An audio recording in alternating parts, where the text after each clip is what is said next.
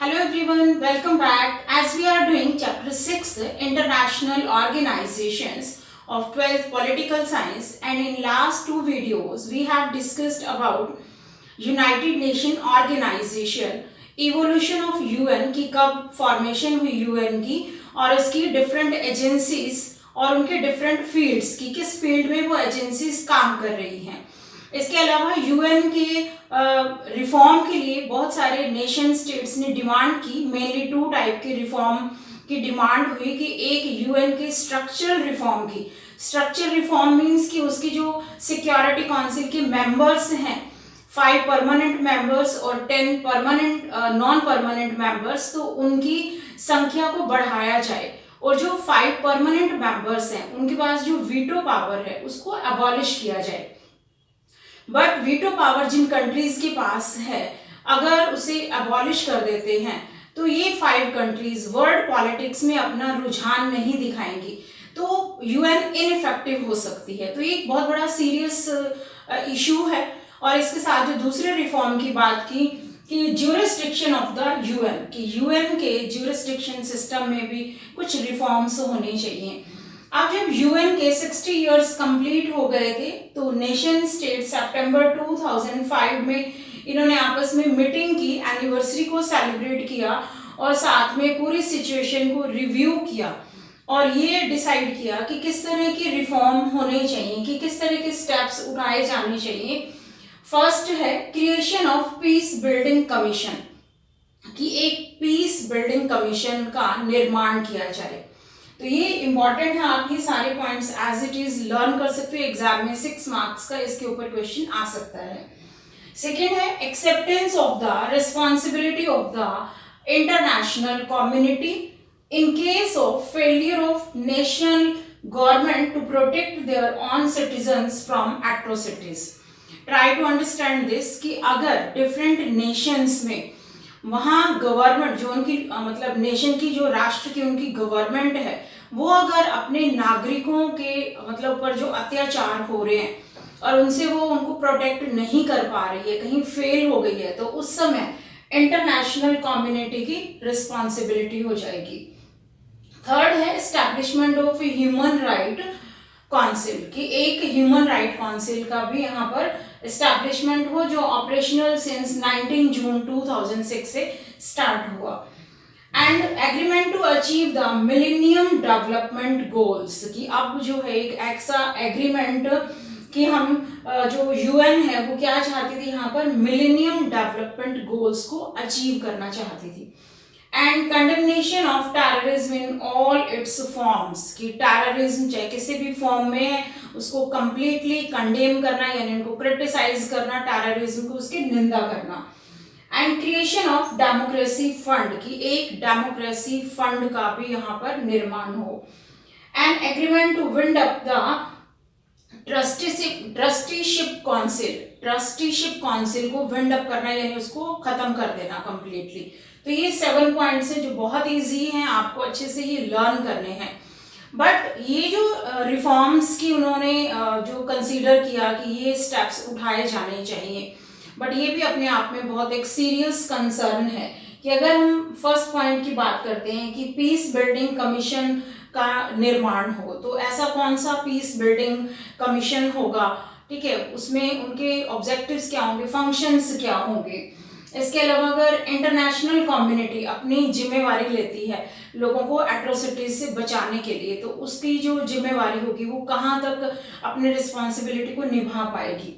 इसके अलावा जो ह्यूमन राइट काउंसिल है जो एस्टैब्लिश करने का उन्होंने प्लान किया कि ह्यूमन राइट काउंसिल है, तो इसका जो दायरा होगा वो कहाँ तक होगा, और जो मिलेनियम डेवलपमेंट गोल्स जो अचीव करना चाहते हैं, तो अभी देखें कि वर्ल्ड में बहुत सारी कंट्रीज जो हैं वो डेवलपिंग कंट्रीज हैं, तो उन कंट्रीज का मेन टारगेट क्या है कि वो अपने उनकी क्या एम सेट किए हुए हैं, क्या वो अचीव करना चाहते हैं, तो उसमें मिलेनियम डेवलपमेंट गोल्स की क्या टारगेट्स होंगे।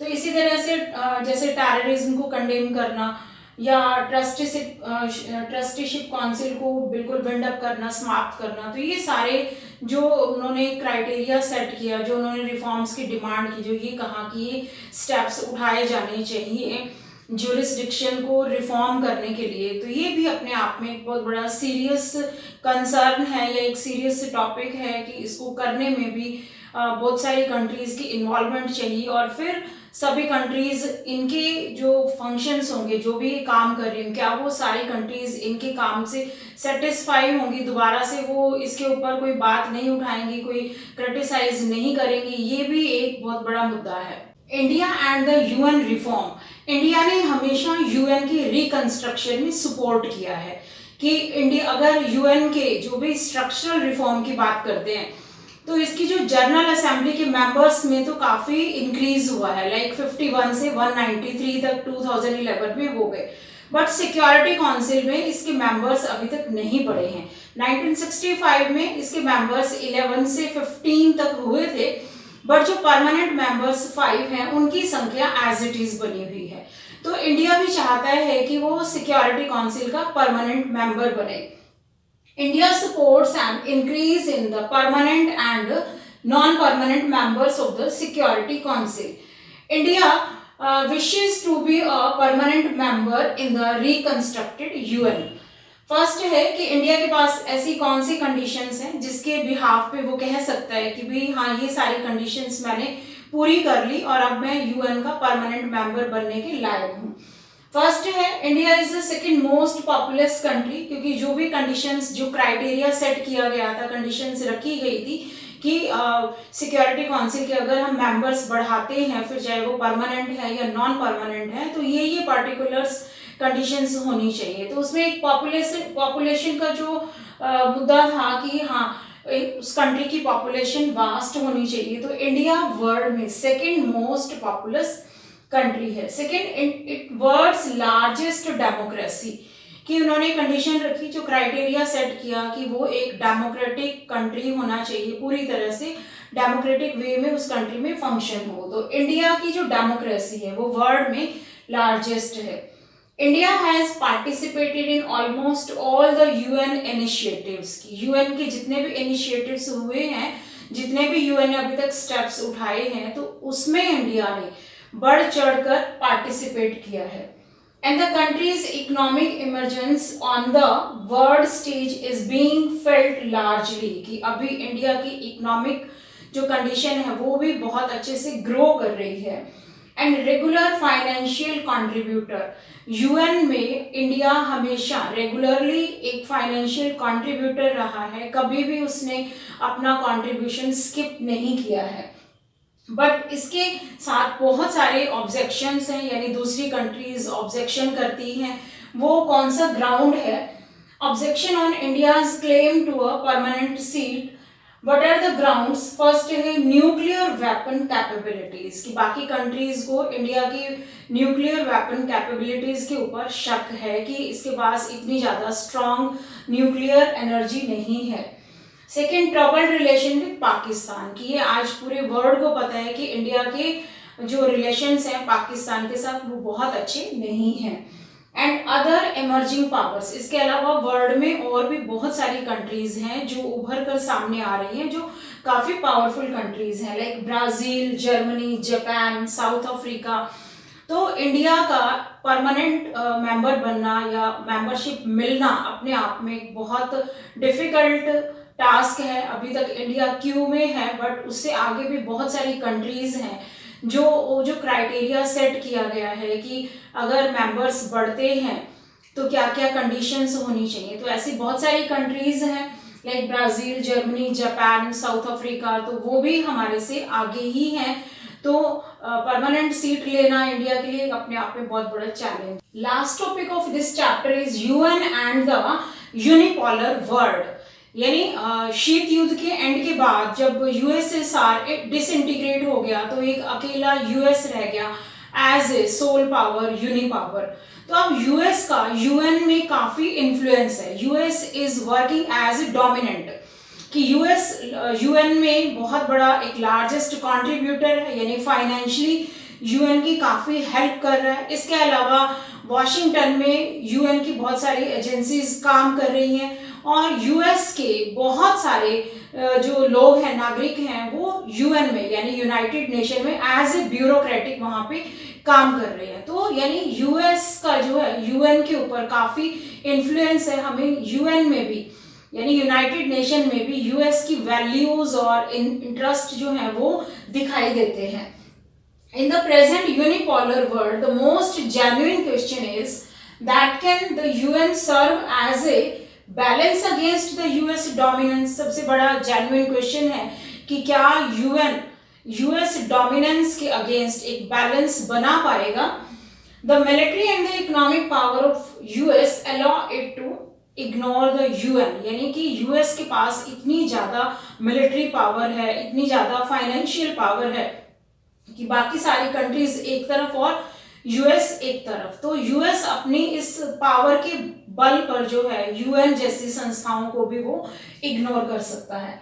US is single largest contributor to the UN with its veto power. US can stop any decision, कि यूएस के पास वीटो पावर है, तो कोई भी ऐसा डिसीजन जो यूएस और उसके अलाइज की फेवर में नहीं है, तो उस समय यूएस अपने इस वीटो पावर को यूज करके यूएन के दिए हुए डिसीजन को भी वो डिनाई कर सकता है। Next is role of UN in a unipolar world. तो अब ऐसे यूनिपोलर वर्ल्ड में यूएन किस तरह का रोल प्ले कर रहा है? UN is not a great balance to the US, यानी कि यूएस की जो इतनी पावर है उसको यूएन ओवरकम नहीं कर पाया है, बट एक बैलेंस मेंटेन करने की वो ट्राई कर रहा है, यानी कि एक बैलेंस मेंटेन कर रहा है। बहुत प्रॉपर वे में भी वो बैलेंस मेंटेन नहीं कर पाया। And UN can bring the US and other countries into discussions, कि यूएन ने बाकी सभी कंट्रीज को एक प्लेटफॉर्म प्रोवाइड किया है कि जहां बैठकर सभी कंट्रीज के प्रेसिडेंट, सभी कंट्रीज के मेंबर्स यूएस के साथ बैठकर वहां पर डिस्कशंस कर सकते हैं, डिबेट कर सकते हैं। यानी अगर यूएस की कोई ऐसी पॉलिसीज हैं जो बाकी कंट्रीज की फेवर में नहीं है, तो बाकी कंट्रीज के मेंबर उनके साथ बैठकर वहां पर डिस्कशन कर सकते हैं। US leaders criticize the UN but they see the purpose of the UN. हालांकि यूएस के बहुत सारे जो वहां के लीडर्स हैं वो यूएन को क्रिटिसाइज करते हैं, बट फिर भी वो समझते हैं कि यूएन ही एक ऐसी ऑर्गेनाइजेशन है कि जहां बैठकर वो सब आपस में डिस्कस कर सकते हैं। And UN is an imperfect body, कि ये सबका मानना है कि यूएन जो है एक इम्परफेक्ट बॉडी है, कि परफेक्ट वे से वो फंक्शनिंग नहीं कर रही, but without it the world would be Wars up. But ऐसी कोई संस्था अगर नहीं होगी तो बाकी इस पूरे वर्ल्ड की कंडीशन क्या होगी ये हम कल्पना भी नहीं कर सकते। कि यानी इतने सारे नेशंस को साथ लेकर चलना, उसके लिए तो कोई ना कोई तो एक संस्था होनी ही चाहिए। Now this time technology promises to increase planetary interdependence. तो ये एक अलग बात आ जाती है कि इस समय टेक्नोलॉजी इतनी वास्ट है, टेक्नोलॉजी एक कंट्री से दूसरी कंट्री में जा रही है, तो टेक्नोलॉजी ने प्रॉमिस किया है कि पूरे प्लैनेट को यानी पूरे अर्थ को वो आपस में एक करेगी, और सारी कंट्रीज इस समय इंटरडिपेंडेंट है, एक दूसरे के ऊपर डिपेंड है। कोई भी एक कंट्री अकेला अपने आप में इमेजिन भी नहीं कर सकता कि वो कैसे इकोनॉमिकली या मिलिट्री वो डेवलपमेंट करेगा। तो इस समय जो है टेक्नोलॉजी अगर एक इम्पॉर्टेंट रोल प्ले कर रही है, तो उस समय सभी कंट्रीज को साथ लेकर चलना, और उसके लिए यूएन की इम्पोर्टेंस काफ़ी इंक्रीज हो चुकी है। तो ये हमारे इस चैप्टर का लास्ट टॉपिक था जो बहुत इंपॉर्टेंट है। आई होप कि आपको पूरा चैप्टर बहुत अच्छे से समझ में आया होगा। तो अगर आपको कोई भी क्वेरीज हैं तो आप जो है इसके कमेंट बॉक्स में अपना क्वेश्चन डाल के मेरे से पूछ सकते हैं। तो मिलते हैं नेक्स्ट वीडियो में नेक्स्ट चैप्टर के साथ, तब तक के लिए good bye and take care.